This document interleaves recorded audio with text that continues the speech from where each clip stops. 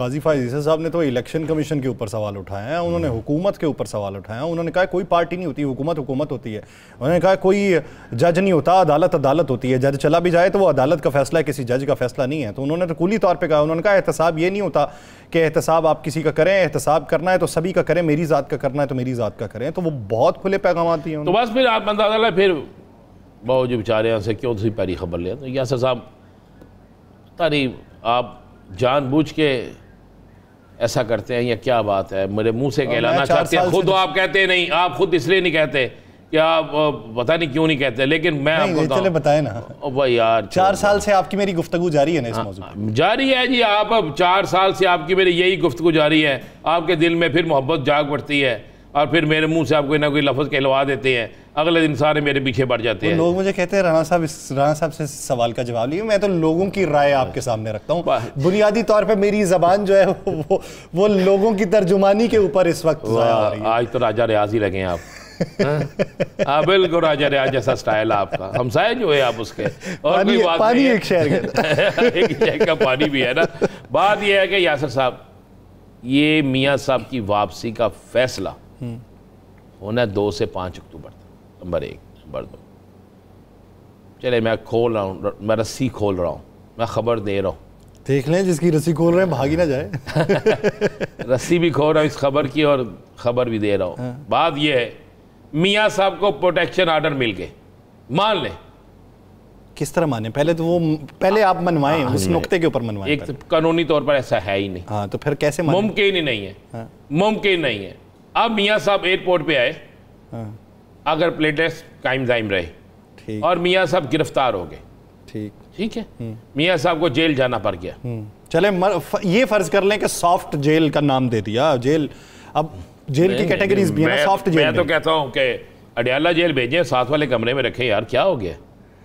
वो तो रहे हुए हैं, उनका तो एक्सपीरियंस नहीं एक्सपीरियंस वैसे नहीं ना रहे हुए।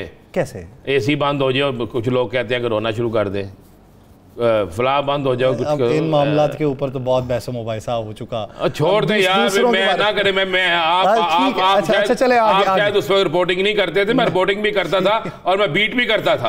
आगे ना करे ठीक है ठीक। फिर दिल है ना आपका। चले, बात यह है कि जेल चले गए, तो जिन लोगों को आपने अरबों रुपया जो खर्च कर रहे हैं आप रोजाना मीटिंगों में, जलसों में, बैनर, स्टिकर, पोस्टर और फला फला फला फला फला, फिर जो मनारे पाकिस्तान पे आप एक मजमा इकट्ठा करेंगे, टिकट होल्डर से आपने कहा बंदे लेके आने जे। और मुझे, मैं आपको जेन्युइन बात कह रहा हूँ, मुझे एक शख्स ने कहा, उसने कहा भाईजान, ये मैं मजाक से बात नहीं कर रहा, उन्होंने कहा भाईजान वैसे तो लोग बेचारे भुखते मारे कहते हैं भाईजान एक दिन ताड़ जावांगे, राती घर रोटी किवें खवावांगे, नौकरी तो जावांगे खवावांगे ना। उन्होंने कहा बनाया दसो ये जरा मजदूर है जरा सड़कों सुड़कों से बंद है, ये दिहाड़ी कितनी है? मैंने कहा यार सुना है 1500, 1600, 2000 तक भी है, राज मिस्त्री के लहदा पैसे हैं।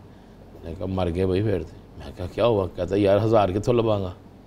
मैं कहा यार बेफिक्र होके आप काम करो, जो 1.5 साल आप लोगों ने लगाया है ना, उसमें सारी कौम ही बेकार बैठी है, आपने सारी कौम को बेकारी बना दिया है। ये जो 1.5 साल आपने लगाया है वो सारी कौम को आपने बेरोजगार और बेकारी बना दिया है। यासर इस बात पे मुस्कुराता है कि बड़ा इनाम दिया इन्होंने कौम को। मैं क्यों मुस्कुराऊं? मैं इस कौम से नहीं, मैं हमसाया कौम से हूं, मैं भी तो इसी कौम से हूं सर। नहीं, लीडर आपके थे ना। अच्छा, वो कहते हैं जी फिर उसके बाद क्या होता है यासर साहब?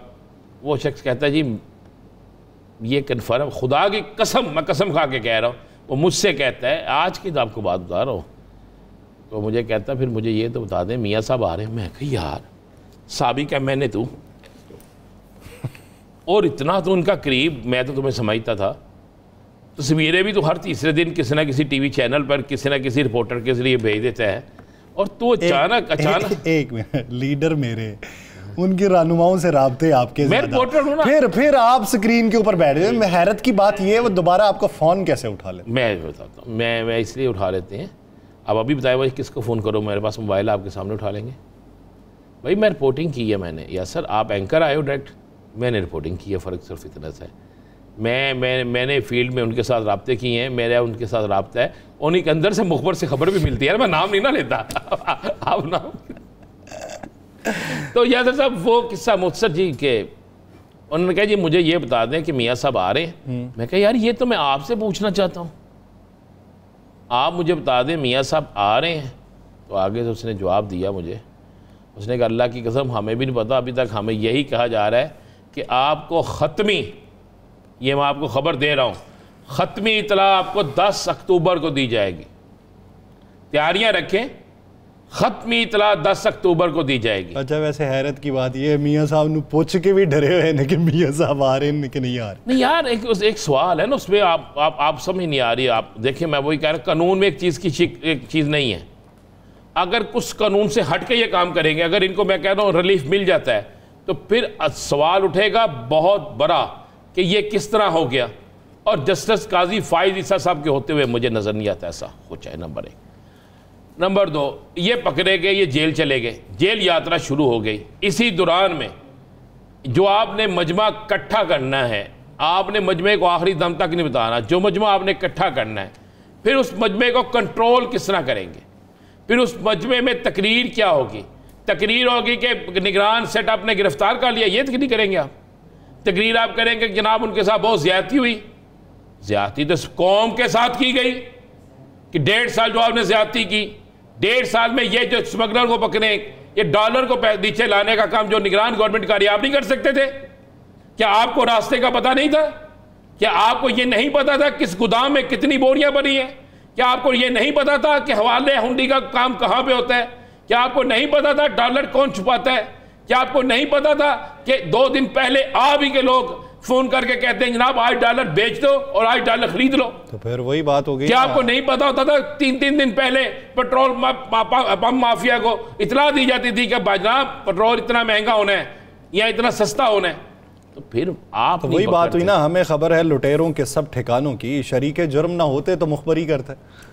तो फिर मुझे बताए ना, फिर मैं तो कहता हूँ यार, मैं तो दुआ करो या अल्लाह आज के दिन की निस्बत से जिसने इस मुल्क को लूटा है, जो उसका शरीकेकार है, जो उसका सहूलतकार है, जो जहां जहां भी सहूलतकार है, जो जहां भी बैठा है, मेरे मौला उसको उसकी इबरतनाक सजा दे, ताकि ये मेरा मुल्क कलमा तैयबा की बुनियाद पे बना है।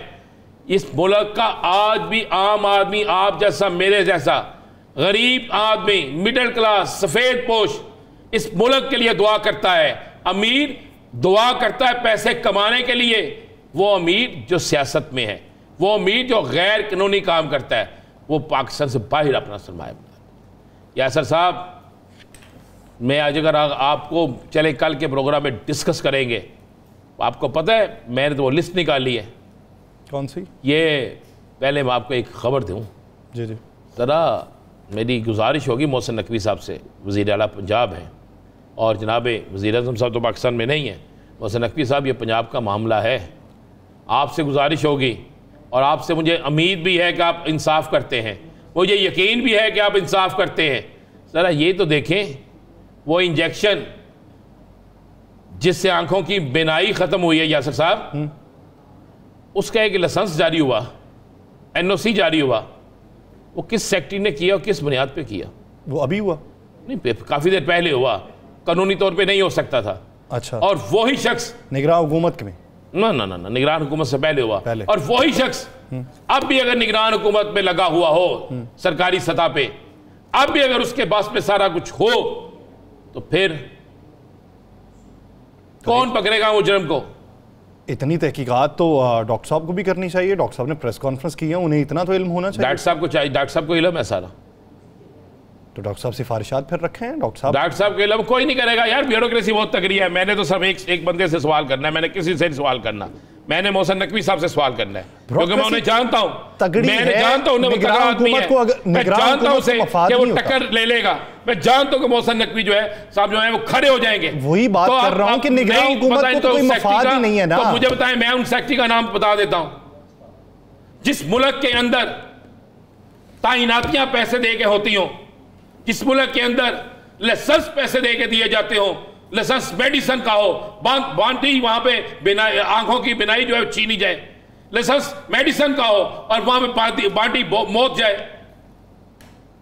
जब इस मुल्क के अंदर, आज तो हम ब्यूरोक्रेट्स की बात करेंगे, कल बताऊंगा मैं कितने सियासतदानों की कितनी फैक्ट्रियां हैं, कितना रॉ मटीरियल किसके जरिए कहां से आता है, कितना रॉ मटीरियल फ्रॉड के जरिए बेचा जाता है, कितना पैसा कौन कमा रहा है, कितने हॉस्पिटलों में कितने सियासतदानों की नामों से मेडिसिन जाती है।